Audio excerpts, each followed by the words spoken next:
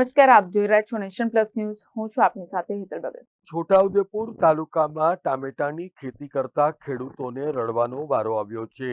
એ પાછળનું કારણ એ છે કે ચાલુ વર્ષમાં ટામેટાની ખેતી કરતા ખેડૂતોને ભારે નુકસાન થવા પામ્યું છે.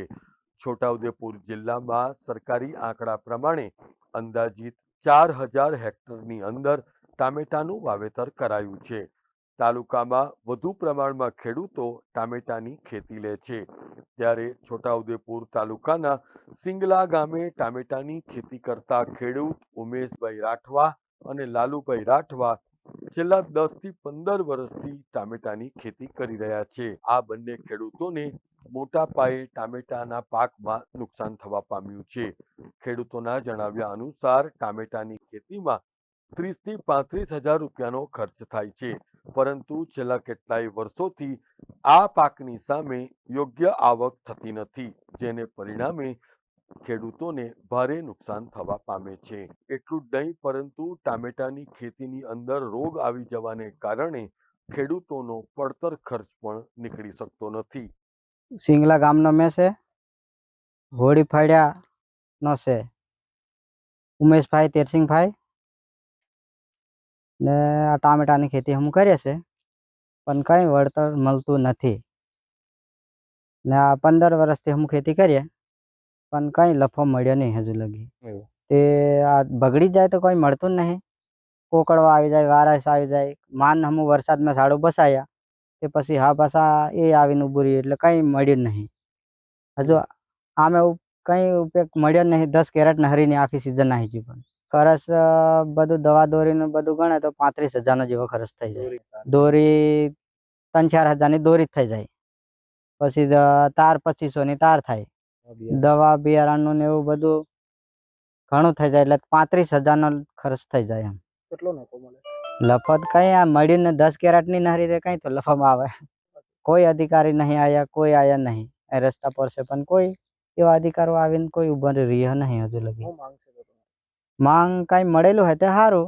છોટાઉદેપુર જિલ્લામાં મોટા સંખ્યામાં ખેડૂતો ટામેટાની ખેતી કરી રહ્યા છે, પરંતુ આ ટામેટાની અંદર રોગ આવવાને કારણે ખેડૂતોને આર્થિક નુકસાન થાય છે, જેને પરિણામે ખેડૂતો પણ હવે પારાવાર મુશ્કેલીમાં મુકાઈ ગયા છે.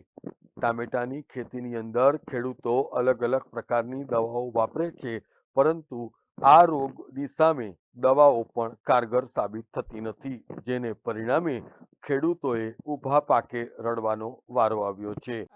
ટામેટા કરું છું, છેલ્લા 10 વર્ષથી કરું છું, અને આ વર્ષે તો ટામેટા સુકારો આવી ગયો, એમાં કંઈ વળતર જેવું મળતું નહીં. ખર્ચ ઓછામાં ઓછો 25,000 જેવો થાય છે. દવા, બિયારણ, ખાતર, દોરી, તાર બધું જ મળી. તાર તો 4,000 આવે ને, 4,000 દોરી 1,000-1,500 રૂપિયાની દોરી થઈ જાય. એમાં મહેનત અલગ જ ને, એમાં મહેનત તો કશું નહીં વળતી. આ વર્ષે કશું મળ્યું નહીં. આ સુકારો આવી ગયો એટલે ટામેટાનો આ કોઈ આયા નહીં. મારી માંગ વળતર મળતું હોય તો સારું વળી. સરકાર અને તંત્ર પણ ટામેટાની ખેતી કરતા ખેડૂતો ઉપર ધ્યાન આપે એવી માંગ કરવામાં આવી રહી છે. છોટાઉદેપુર જિલ્લો એ રાજ્યનો સરહદી અને આદિવાસી વિસ્તાર કહેવાય છે, ત્યારે અહીંના ખેડૂતો છે તે ખેતી ઉપર નિર્ભર રહે છે. એવી જ એક વાત કરવી છે. છોટાઉદેપુર તાલુકાનું આ સિંગલા ગામ છે. સિંગલા ગામે એક ખેડૂત અહીંયા છેલ્લા 15 વર્ષથી અહીંયા ટામેટાની ખેતી કરે છે, પરંતુ ટામેટાની ખેતીની અંદર જે રોગ આવવાને લઈને જે ખેડૂતની ખેતી છે તે નિષ્ફળ જતી હોય છે.